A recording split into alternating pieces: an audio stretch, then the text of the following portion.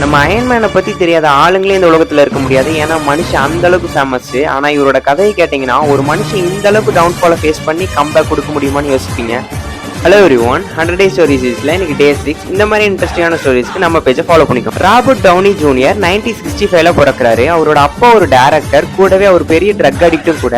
So தன்னோட பையன் 6 வயசா இருக்கிறப்பிலேருந்தே அவருக்கு கொஞ்சம் கொஞ்சமா ட்ரக்ஸை கொடுத்து ட்ரக்ஸ்க்கு பழக்கப்படுத்துறாரு. தன்னோட அப்பா ஒரு டைரக்டருங்கிறனால சின்ன வயசுலேருந்தே சினிமாவில் குட்டி குட்டி ரோலில் நடிக்கிறாரு. அப்படியே கொஞ்சம் கொஞ்சமா பெரிய நடிகராக வளர்ந்து வராரு. கூடவே அவரோட மது பழக்கமும் போதை பழக்கமும் வளர்ந்து வருது. இவரோட ஓவரான ட்ரக் அடிக்ஷன் காரணமா 1990லேருந்து 2000 இடையில நிறைய கேஸ்ல மாட்டாரு, நிறைய டைம் அரெஸ்ட் ஆகுறாரு, நிறைய டைம் ஜெயிலுக்கும் போறாரு. ஸோ இதனால இவரோட சினிமா வாய்ப்புகளும் கொஞ்சம் கொஞ்சமா குறைந்து வருது. ஸோ இவரோட சினிமா கெரியரும் கொஞ்சம் கொஞ்சமா டல்லாக ஆரம்பிக்குது. ஒரு காலகட்டத்தில் இவர் சினிமா வாய்ப்புகள் எதுவுமே இல்லாமல் ட்ரக்ஸ்க்கு ஓவரா அடிக்ட் ஆகி அதுலேருந்து மீண்டு வர முடியாத சூழ்நிலைக்கு தள்ளப்படுறாரு.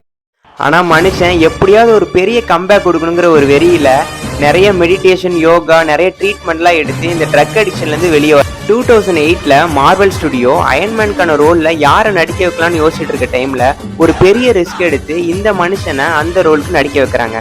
இந்த படம் இவரோட லைஃப்பில் ஒரு பெரிய டேர்னிங் பாயிண்ட்டாக அமைஞ்சிச்சுன்னு கூட சொல்லலாம். யாருமே எதிர்பார்க்காத அளவுக்கு இந்த படம் பயங்கரமான ஒரு சக்ஸஸ் அடைஞ்சிச்சு. ஓப்பன் ஹெய்மர் அப்படின்ற மூவில இவரோட பெஸ்ட் ஆக்டிங்காக 2024ல் ஆஸ்கர் அவார்டும் வாங்குறாரு.